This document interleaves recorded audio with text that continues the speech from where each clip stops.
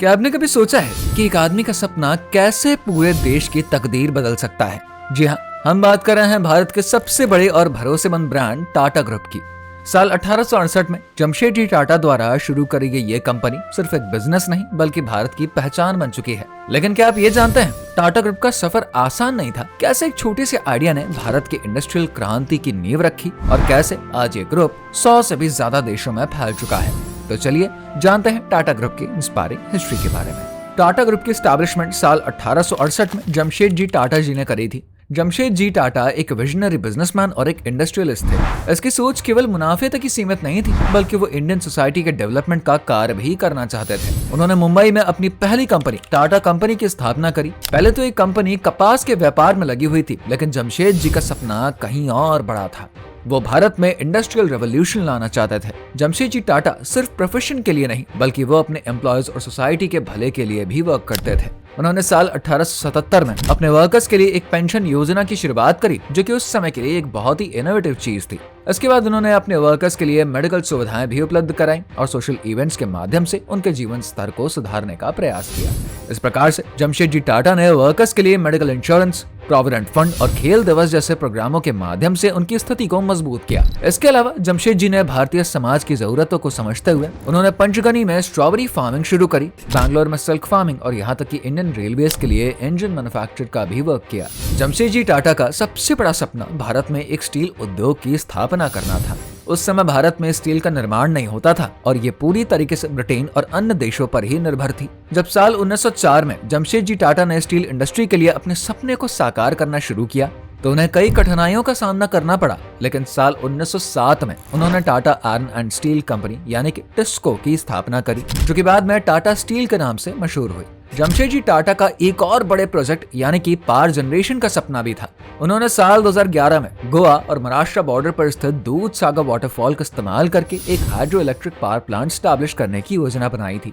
इस प्रोजेक्ट ने टाटा पावर को जन्म दिया, जो कि आज भारत की सबसे बड़ी एनर्जी कंपनीज में से एक है। जमशेदजी टाटा के निधन के बाद उनके बेटे दोराबजी टाटा ने टाटा ग्रुप की कमान संभाली।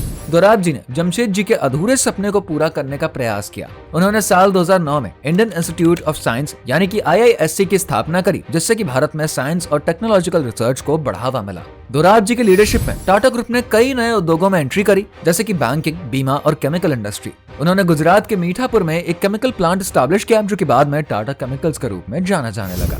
जब JRD टाटा साल 1938 में टाटा ग्रुप के चेयरमैन बने, तब उन्होंने टाटा ग्रुप को और भी ऊंचाइयों पर पहुंचाया। वो साल 1932 में एयर इंडिया की स्थापना की है, जो कि भारत की पहली एयरलाइंस बनी। ये एयरलाइंस बहुत जल्दी फेमस हो गई और JRD टाटा को इंडियन एविएशन इंडस्ट्री में एक बिजनेसमैन के रूप में सम्मान प्राप्त हुआ। इसके अलावा JRD टाटा ने टाटा के अन्य उद्योगों को भी काफी ज्यादा बढ़ाया, जैसे कि टाटा स्टील है, टाटा मोटर्स और टाटा केमिकल्स। साथ ही उन्होंने टाटा स्टील के प्रोडक्शन कैपेसिटी को बढ़ाकर इसे ग्लोबल कंपनी बना दिया। JRD टाटा के बाद साल 1991 में रतन टाटा टाटा ग्रुप के चेयरमैन बने। रतन टाटा के लीडरशिप में टाटा ग्रुप ने कई इंपॉर्टेंट चेंजेस किए। उन्होंने साल 2000 में टाटा मोटर्स ने जैगुआर और लैंड रोवर को खरीदा और साल 2007 में टाटा स्टील ने ब्रिटेन के कोरस ग्रुप का टेक ओवर किया। रतन टाटा ने साल 2008 में दुनिया की सबसे सस्ती कार टाटा नैनो लॉन्च करी, जो कि इंडियन मार्केट में काफी चर्चित हुई। और बीच में एक बार साल 2017 में N चंद्रशेखरन को कुछ समय के लिए टाटा ग्रुप का चेयरमैन भी बनाया। उन्होंने ग्रुप को टेक्नोलॉजी और डिजिटल दिशा में आगे बढ़ाया। टाटा ग्रुप ने कई नई तकनीकी कंपनियों में निवेश किया और डिजिटल परिवर्तन की दिशा में कदम बढ़ाया। आज टाटा ग्रुप की 100 से भी ज्यादा कंपनियां हैं, जो कि अलग अलग उद्योगों में काम करती हैं, जैसे कि automobile, steel, power, telecom, information technology और फाइनेंस सर्विसेज। टाटा ग्रुप ने हमेशा ही अपनी सोशल रिस्पॉन्सिबिलिटी को प्रायोरिटी दी है। लेकिन जैसा कि हम सभी जानते हैं, 9 अक्टूबर 2024 को रतन टाटा जी का निधन हुआ। इसके बाद टाटा ग्रुप का कमान रतन टाटा जी के चचेरे भाई नोएल टाटा को दिया गया। टाटा ट्रस्ट, जो कि टाटा परिवार का हिस्सा है, वो भारत में शिक्षा, स्वास्थ्य और ग्रामीण विकास के क्षेत्र में कई इंपॉर्टेंट प्रोग्राम्स चला रहा है। वैसे दोस्तों, रतन टाटा जी के द्वारा किए गए काम के बारे में आपका क्या कहना है और आगे उनकी कमान को संभाल रहे नोएल टाटा क्या उसी स्थान पर पहुंच पाएंगे या नहीं, कमेंट करके जरूर बताइए।